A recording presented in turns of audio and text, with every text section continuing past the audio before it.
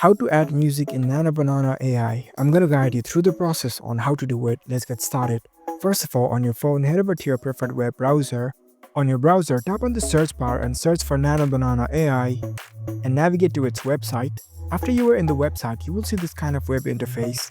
Make sure that you are logged in with your account. Over here in the space, if you scroll down, here you can see the AI editor section. From here, you can transform the image. You can select from image to image or text to image option. You can select the image from a gallery. If you want to give further prompts, you can do so. After that, you can tap on this generate now button and it will generate the output. NanoBanana is basically an AI image editor platform, so you cannot add music into it. You can only generate images.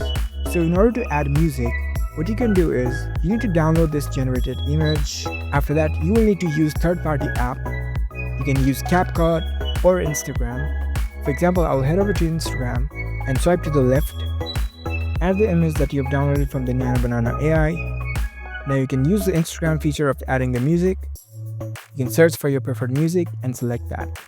So that's it. That's the only way to add music in NanoBanana AI. If you found this video helpful, don't forget to give this video a thumbs up and subscribe to our channel for more tech tips. Thank you for watching.